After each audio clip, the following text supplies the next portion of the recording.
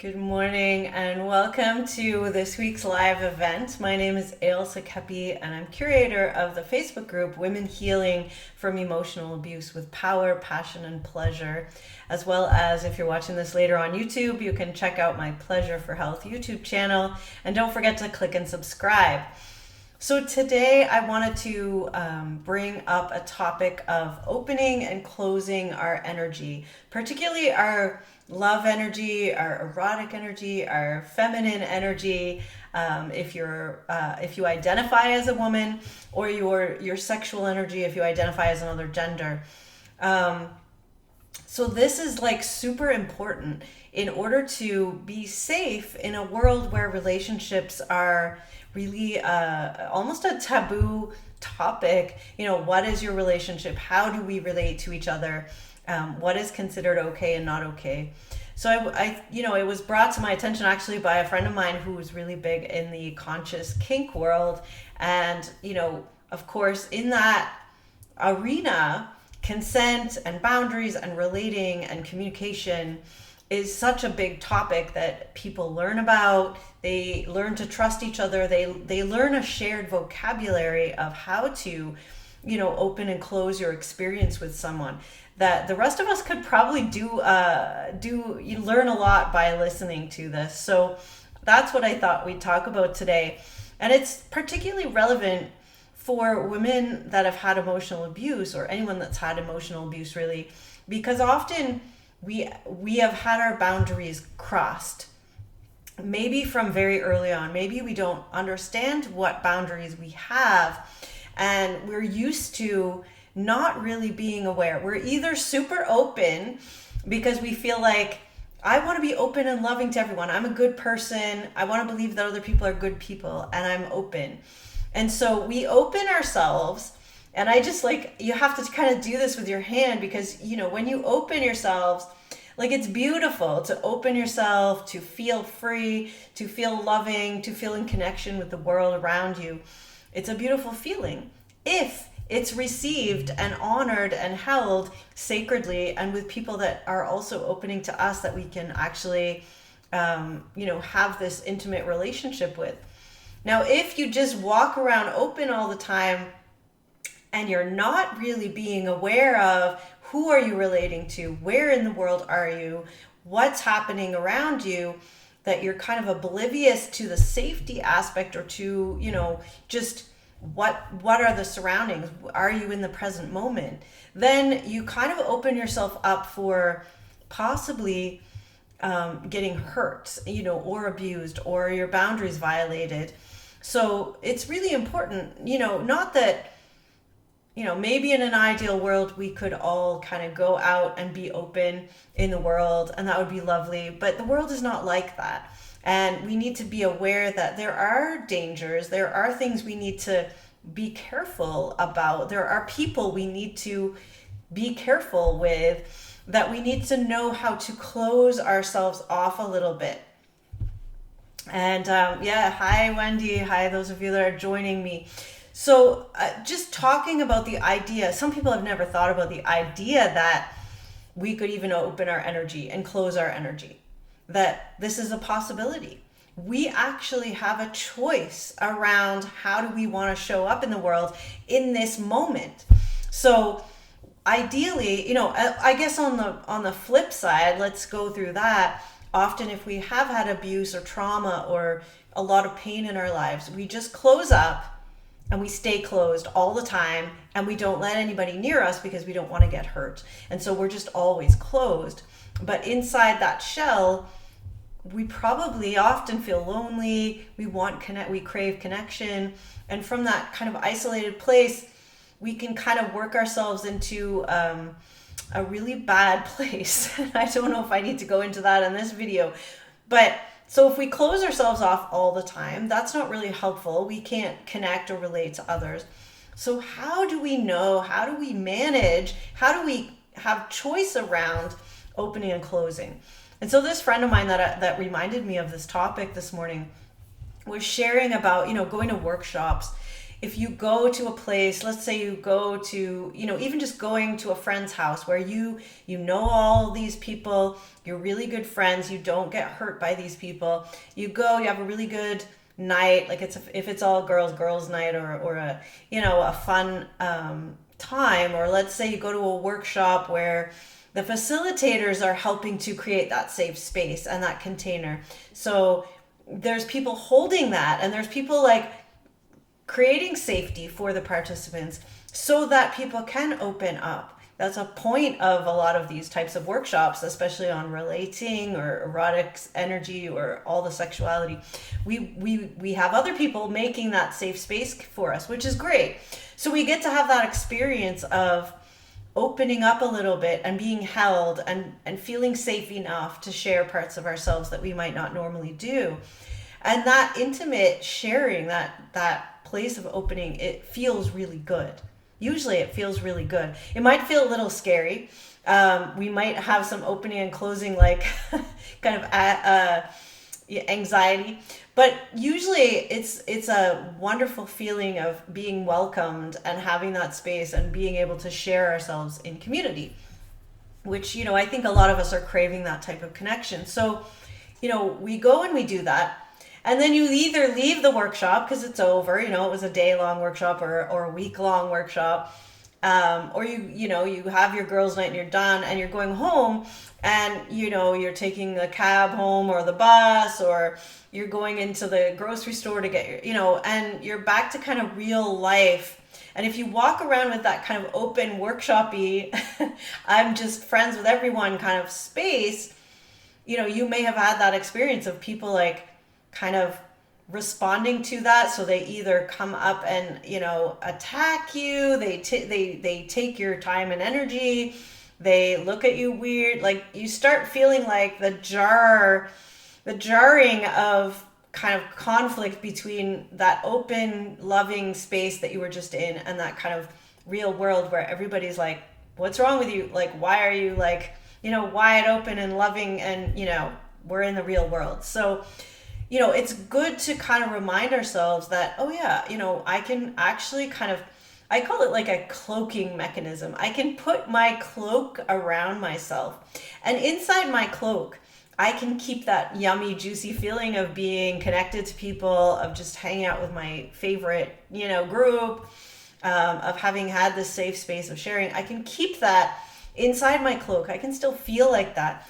But I don't have to project it outwards. I don't have to go up to the checkout girl and be like, I love you. The world is great. Like, da, da, da. Like, so we don't have to kind of open that up all the time. We can choose to kind of cloak ourselves. So learning how to open and close our cloak is really important. And being present to assessing, are you safe to open up with? Am I safe with you?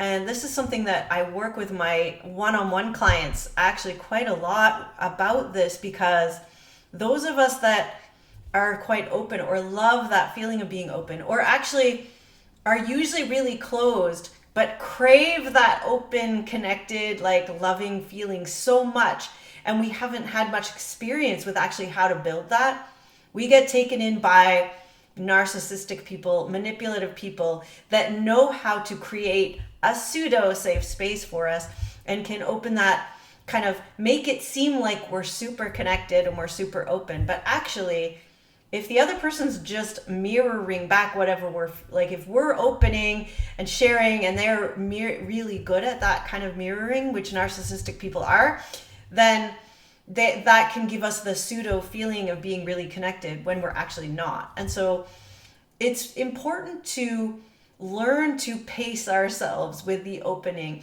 So if you are, if you know that deep down you have this desperation to connect with people, that's something that we have to kind of work with in ourselves to recognize and to be really consciously aware of, because we don't want to go out kind of with this desperate wanting to connect, because that puts out like a beacon to people that are like, oh, this person's going to be easy to manipulate because we know what they want.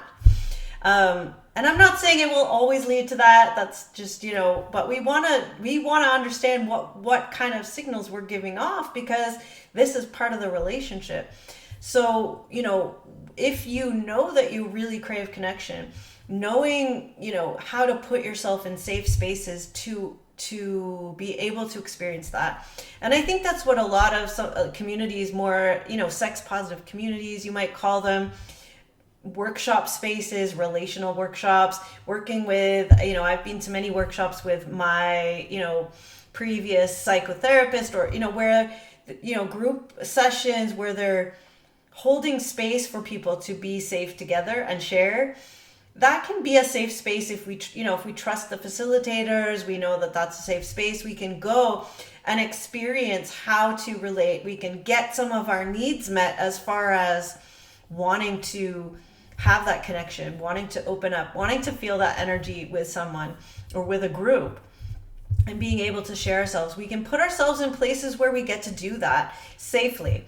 And from that, having that experience, we can start saying, okay, maybe I don't need to keep trying to make that open connection with, I don't know, my family, who may not be able to do that, who, may attack me every time I open. I go in all open and loving and take flowers and come in, and then they just attack me. So, maybe you want to be more slow about how do you open up to, your family or your group or your ex, or, you definitely want to have some sense of how you kind of pace yourself with opening. And so there's things to learn about relationships. How much do I share? I share a little tidbit, and then you've got to gauge, is the other person giving you something? And do you go back and forth, kind of creating this ladder of safety that you climb together? So if you are one of those people that says, oh, I just wear my heart on my sleeve, I open up to everyone. Okay, first step, you realize what you're doing. Second step, you ask yourself, is this what I want to do? Is this getting me what I want out of this relationship? Or am I either scaring people away or making this, too obvious that I'm just going to share everything and not expect to build this trust together? So if I share everything, and, this is where I came from. I came from this side. I think more, I would either not share anything or I would share everything. And I think that's what I've found to be a lot of the clients that I've worked with, especially women. They would either be on one or the other side of that kind of spectrum. Both of those are imbalanced. If I share everything before you've shared anything, it's like I've overloaded my side of the trust balance, and the other person hasn't built it with me. So I am trusting them a lot, but they haven't shared really much of their stuff. So we haven't built that together. So we're not together. You can see on the ladder, like I might be way up here, like teetering around, and you're down here, like, near the bottom. So if I don't share anything and the other person keeps trying to share with me, and I'm just pretty, neutral or cold about the whole thing, or don't really share myself, then I end up near the bottom. I can step off whenever I want and leave the other person teetering around up there. So either side of the spectrum doesn't work as far as building. Probably what most of us want is a trusting, loving, respectful, conscious relationship. So we need to learn how to build that together. And that is part of the process of working with me through my programs, building trust. And, I have lots of techniques for working with that you can find out more about if you want to book a call with me. Happy to talk to you. And, that is one of the main issues I find with women that have had emotional abuse, and, obviously other genders. I work a lot with women. So, I do see that as being one of the main ways. So, be aware of, or start thinking about the idea that you might be walking around thinking that if I open myself to the world will welcome me with open arms. And it's not that can't happen. It's just that you're also welcoming in whatever else the world might have to offer, which might be a lot of pain, which might be other things that you're not wanting. So if we tend to have this mechanism for like cloaking ourselves, maybe we open a little bit and we just gauge how much and how quickly am I going to open up. And so there's a time frame for, real relationships to grow. Can you actually fall in love or have that kind of instant connection? Well, I believe you can have an instant connection.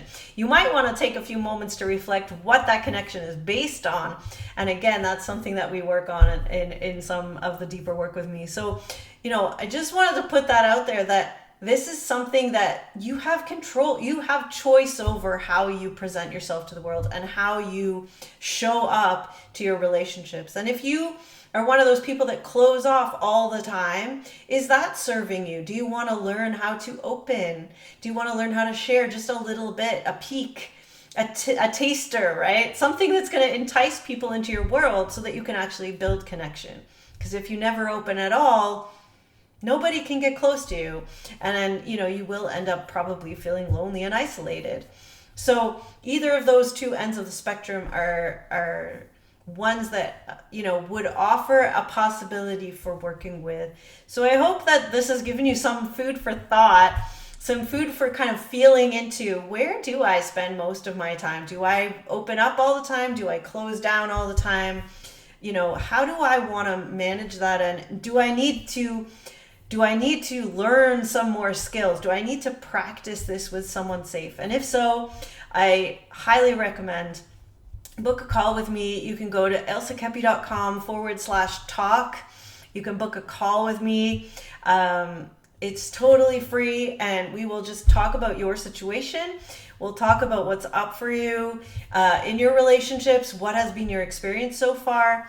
We'll talk about how to move forward. If you have a goal in your relating that you would like to move towards, let's have a chat about that and see if we can find a next step for you.